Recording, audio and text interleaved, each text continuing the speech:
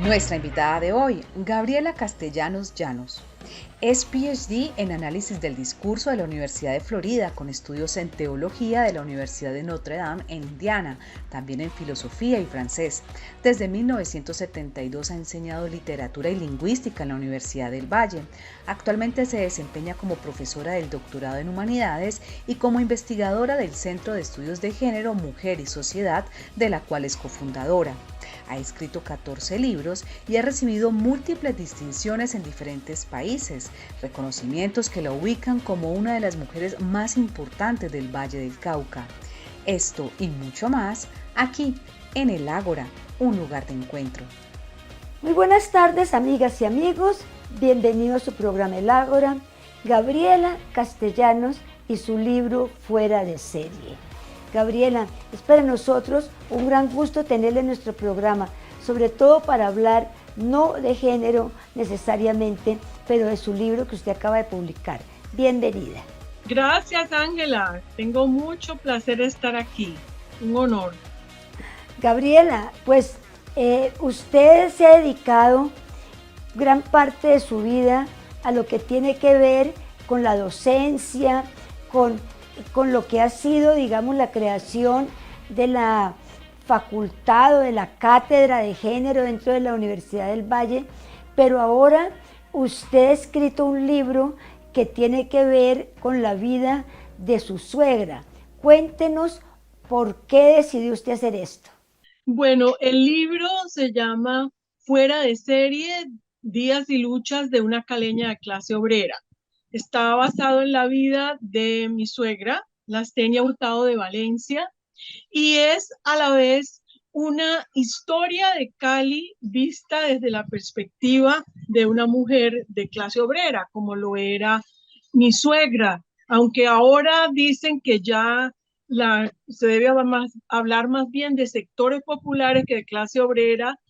Durante la mayor parte de la vida de mi suegra, que nació en el año de 1917 y murió en el 2018 a los 101 años, los sitios donde ella vivió sí eran sitios obreros. Ahora parece que ya la economía no es tanto una economía obrera en los barrios populares, ya que hay demasiada informalidad. Pero es una historia de mi suegra y de Cali al mismo tiempo. Gabriela, ¿y usted por qué no escribió el libro o no lo publicó cuando ella estaba todavía viva? Bueno, yo siempre quise publicar algo sobre ella. Ya yo en un libro de poesía que se publicó en el año 2014, que se llama Bocetos para una autobiografía, ya iba un poema hacia ella, porque yo la admiré mucho, es la persona que yo más admiraba en la vida, pero cuando ella murió fue que yo empecé a hacerle entrevistas a todas las personas que yo sabía que la habían conocido, a toda su familia, hice entrevistas a sus nietos, a sus hijos, a sus, bueno, a las personas de su generación ya no quedaba sino su hermana, doña Sixta, y también hice una investigación que me demoró pues varios meses, casi año y medio, eh, sobre la historia de Cali, sobre los sucesos en la vida de Cali y cómo ellos afectaron la vida de mi suegra, y cómo el accionar de mujeres como ella tuvieron un impacto en la vida, en la historia de la ciudad de Cali, en los barrios populares donde ella vivió. Sin duda alguna, Gaby, la vida de la Astenia es un espejo de lo que era la vida en Cali en esos tiempos de la historia. Además, usted lo lleva hasta atrás, hasta la esclavitud. ¿Usted diría que la familia de la Astenia era una familia matriarcal? No era propiamente una familia matriarcal en el sentido de que pues había una gran cantidad de patriarcas que tuvieron una gran importancia en la vida de la Astenia. Pero por ejemplo, eran patriarcas ausentes. O sea, regía el patriarcado en la vida de ellas, pero los hombres se iban. El papá de la Astenia Ella no vivió con él abandonó a la madre de Lastenia para casarse con una niña a quien había dejado embarazada y la familia lo obligó a casarse con ella. Entonces el padre estaba ausente. En ese sentido, las mujeres tenían el mando en la casa.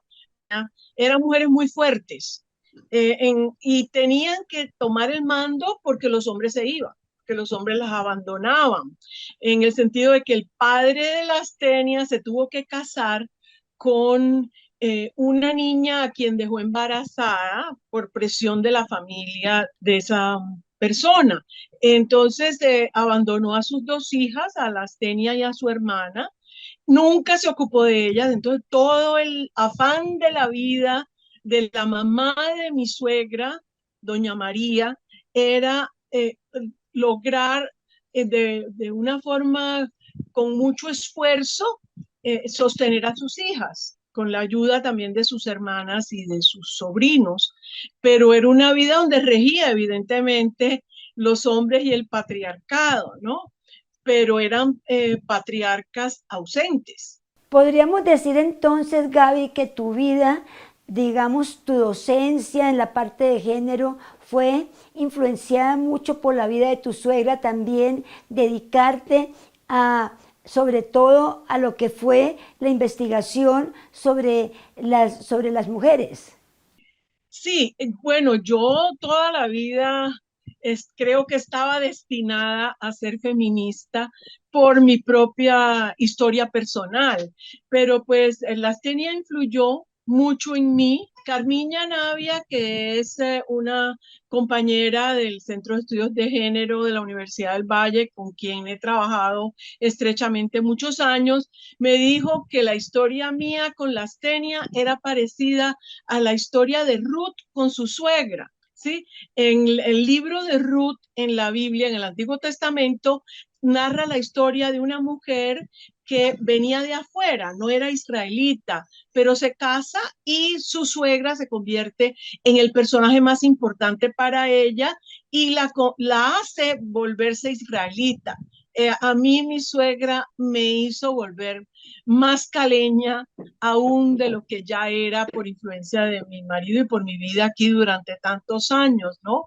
Y obviamente era una mujer de unas cualidades, de una enorme inteligencia, de una valentía, de una resiedumbre, de una capacidad de dar de sí, de una generosidad tan grande que pues ella fue para mí el personaje que yo más he admirado en mi vida. Y por lo que yo le decía a mi familia, mi padre, que fue un profesor universitario que en Cuba ejerció como la docencia durante muchos años y también la ejerció en Detroit, Michigan. Cuando salimos al exilio durante 30 y pico años, mi papá fue profesor universitario allá y él me decía que Lastenia era su personaje favorito. ¿Sí? O sea que la influencia de la Asteña a través mío, a través de lo que yo les decía, también influyó en la vida inclusive de mis padres. Gaby, usted nació en Cuba, se vino, pero vivió en Miami, pues, y de Miami fue que usted terminó viniéndose a Cali. ¿Cómo fue esa parte de su vida? A ver, yo nací en Santiago de Cuba y viví allá hasta los 15 años. Luego viví alrededor de año y medio en Miami con el exilio cuando salimos de Cuba y me eduqué en Detroit. Terminé el bachillerato en Miami e hice la carrera y la maestría en Detroit y bueno, la maestría la hice en realidad en Notre Dame University en South Bend, Indiana, pero llegué a Cali, para mí llegar a Cali fue como regresar a Cuba. Después de casi 9 años en Estados Unidos, para mí fue un regreso a mis raíces, a pesar de ser un país que yo nunca había conocido. Llegar a Cali con su rumba, con su salsa, con su alegría, con el hecho de que hay una población afrocolombiana grande como la hay en Santiago de Cuba, el temperamento, las tradiciones, la historia popular. O sea, en Estados Unidos usted no puede hablar, no puede mencionar boleros, ni hablar de cantinflas, ni hablar de cosas que son parte de nuestra tradición latinoamericana. Entonces, llegar acá fue un reencuentro con mis raíces realmente. Y ese encuentro entonces también tuvo que ver con el hecho de que usted conoció pues a su marido y naturalmente a su suegra. ¿Cómo fue ese encuentro? Sí, yo llegué a Cali porque tenía una maestría en teología. Llegué a Cali a enseñar teología y enseñar literatura, ambas cosas. Y en el Colegio Universitario del Sagrado Corazón. Pero llegué a vivir en el centro parroquial Santiago Apóstol, en el barrio San Carlos, a hacer trabajo de pastoral en ese centro parroquial. Y allí era profesor mi esposo, que en ese momento estaba estudiando una carrera nocturna. Bueno, nos conocimos en 2 meses, éramos novios. Bueno, un poquito más de 2 meses. Yo llegué en agosto y el 9 de noviembre nos hicimos novios y nos casamos 2 años después. Yo siempre digo que yo primero me enamoré de Cali y después de mi marido, ¿no? Entonces, tan pronto conocí a mi marido, conocí también a mi suegra y empecé a relacionarme con toda la familia de Luis Eduardo, que es muy extensa y que es en este momento mi familia también. Gaby, usted cuando llegó a Cali y conoció pues a su esposo y cómo compara usted, digamos, la familia de su esposo con la familia suya.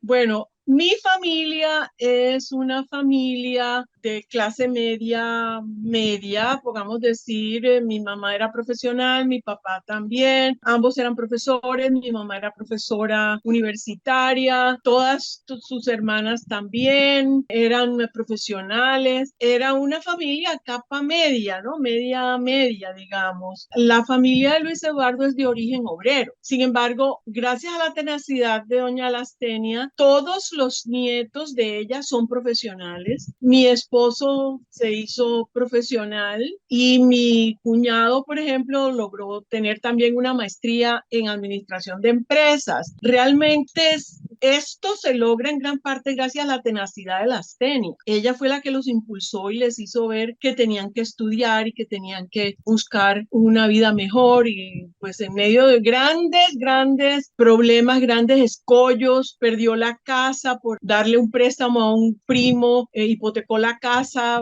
que había construido con tanto esfuerzo en Villa Colombia para darle al primo un préstamo que después no pudo él pagar porque tuvo un problema de embolia, tuvo un accidente neurocerebral que le impidió pagar y ella perdió la casa y le tocó volver a empezar en el barrio Fortaleza. En medio de estas enormes dificultades, ella logró salir adelante con su familia y sobre todo les inculcó un sentido muy grande de trabajo, de esfuerzo, de aspiraciones. Entonces son dos familias muy distintas, pero similares en cuanto a valores, en cuanto a la importancia del amor y de las relaciones familiares en ambas familias.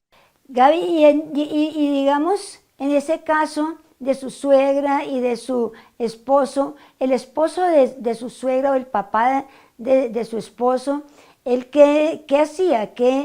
Es decir, era una persona completamente pasiva. Sí, no, él era una persona que tenía muchas habilidades. O sea, él era un hombre que, por ejemplo, fue cerrajero y fue muy buen cerrajero. Fue albañil y logró hacer, lo buscaban mucho en una época en que no había todas estas cerámicas españolas e italianas que ahora usan para hacer los baños, sino que eran a través de pequeños pedazos de unos azulejitos pequeños que se armaban de tal forma que se formaran las figuras. Él fue muy hábil para lograr eso. Él era realmente un buen electricista, era un hombre que tenía muchas habilidades, pero no era un hombre que guardara dinero él estaba acostumbrado a vivir día a día. Entonces había veces que tenía mucho dinero y había veces que no tenía dinero ninguno. Entonces en esos casos en la familia se decía que se había entrado el mister.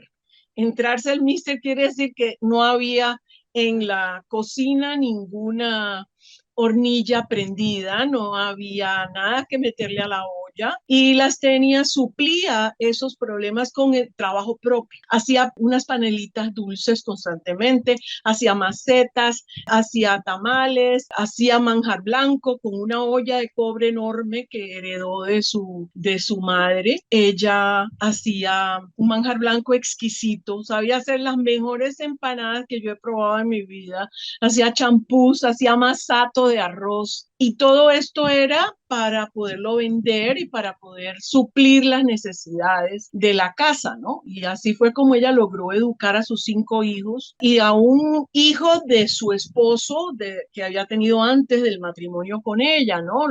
Lo acogió también en la casa. Desde pequeño él le decía mamá. Y bueno, realmente don Héctor era un hombre que siempre vio por sus hijos en la medida de sus posibilidades, pero no era un hombre que previera guardar para momentos en que no hubiera trabajo.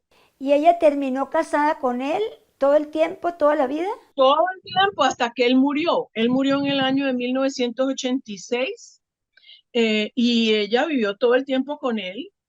Él además le gustaba mucho jugar billar, jugaba billar con frecuencia, sí, pero pues ella todo el tiempo estuvo con él hasta que él murió. Y ella lo sobrevivió bastante, muchos años, porque ella murió en el 2018, como ya dije. Gaby, en la parte de su vida como docente, ¿usted cómo ha visto, digamos, que las generaciones, que los alumnos han cambiado y que si en alguna forma se ha podido generar un cambio, sobre todo entre los hombres, en lo que tiene que ver, lo que se habla muchísimo ahora de las nuevas masculinidades, para que en alguna forma se pueda, digamos, acabar con ese ciclo tan perverso que hay de feminicidios? Sí, bueno, realmente los cambios, las transformaciones que se han dado a nivel cultural, uno las advierte más en las mujeres, pero sí hay evidentemente nuevas masculinidades, ¿no? Persisten mucho el tipo de varón arrogante, el tipo de varón que es en realidad una víctima del patriarcado, ¿no? Porque cree que él tiene que dominar a la mujer y cuando la mujer se le sale de las manos no sabe qué hacer y en algunos casos recurre a la violencia. ¿Sí? Es una pobre víctima de una ideología patriarcal que le hace daño a él también y no solo a las mujeres, ¿no? Aunque las principales afectadas sean las mujeres. Pero sí hay nuevas formas de vivir la masculinidad. Conozco varios casos en mi propia familia de hombres que comparten totalmente las labores del hogar, comparten la paternidad con sus esposas, con sus compañeras, y realmente son personas totalmente solidarias con las mujeres. Eso existe, pero no es muy común tampoco, ¿no? Desafortunadamente sigue persistiendo muchas veces esa masculinidad tóxica que realmente nos hace daño a todos, incluyendo a los varones. Sí, porque por ejemplo acabamos de tener un feminicidio terrible y lo más grave es que todo el mundo que conocía a esta persona dicen que él era un príncipe, o sea que en alguna forma no ese tipo de personalidad que era, pues que terminó siendo un asesino porque era una persona violenta, no solamente con ella, sino con otras mujeres. ¿Cómo, es decir, ocurre esto, pero la sociedad la sociedad simplemente parece que estuviera de acuerdo porque esta persona, como ellos dicen, era un príncipe? Sí, desafortunadamente, aunque esto está cambiando, pero todavía persiste esa ideología malsana, ¿no? De que el hombre tiene que ser el que todo lo sabe, el que todo lo puede, que tiene que ser el que domina, tiene que ser el que decide por encima de las otras personas y que el ser viril es el que alcanza esta superioridad. Eso es algo imposible, no existe un ser que nunca nada le duela, que nunca llore, que todo lo sepa, ¿sí? Y ese desfase, esa brecha entre esa ideología de la masculinidad, del superhombre y la realidad humana del individuo, ¿sí? Es grande, es una brecha grande, pero las personas, desafortunadamente los varones, creen que ellos deben ser eso que les han dicho que es el macho viril, sí, prepotente. Y no solamente ellos, desafortunadamente muchas mujeres admiran al hombre que desempeña ese rol, que es un rol ficticio. Eso no existe, eso no es posible, ¿sí? Pero existe ese culto a ese tipo de figura mítica realmente. Y es algo muy dañino. Este individuo que mató a Luz Tristán desgració su vida, ¿sí? No solamente terminó con la vida de ella, sino que también la vida de él quedó trunca. El señor ya, yo aspiro a que le hagan pagar su crimen y que el hecho de que sea un hombre de muchos medios no se convierta pues en una forma de escapar a la justicia, pero realmente es algo que les hace daño a las mujeres y a los hombres también. ¿Quién sabe, Gaby, si debíamos de regresar a la familia matriarcal y no seguir con la familia nuclear? Sí, personalmente yo creo que hay muchos tipos de familia hoy en día y así debe ser. O sea, no debe haber un modelo de familia ni patriarcal ni matriarcal. Debe haber muchos modelos de familia donde no haya un poder vertical, ni del padre, ni de la madre, ni de nadie, ¿no? Y donde sea posible que haya diversidad, que haya familias constituidas por un padre y una madre o por dos mujeres que crían a sus hijos conjuntamente o por dos varones que crían a sus hijos o por una madre sola o un padre solo. O sea, pienso que no debemos sustituir un modelo de poder por otro modelo de poder. Lo que debemos hacer es darnos cuenta de que hay muchas formas de vivir el amor familiar y el cuidado de los hijos y la solidaridad humana dentro de un grupo familiar y aceptar esa diversidad. Muy importante, Gaby. Pues verdaderamente esto ha sido una entrevista, una charla muy amena, muy rica y verdad que le deseamos mucha suerte con este libro que como yo pues ya lo miré, es una historia de Cali con tantas cosas que lo vemos todos los días todavía porque de esos recuerdos de Cali todavía allí están en esta ciudad que ha sido nuestra ciudad, Gaby. Muchísimas gracias, Gaby, por habernos acompañado en este programa. Muchas gracias, Ángela, y gracias a todos los que nos vieron.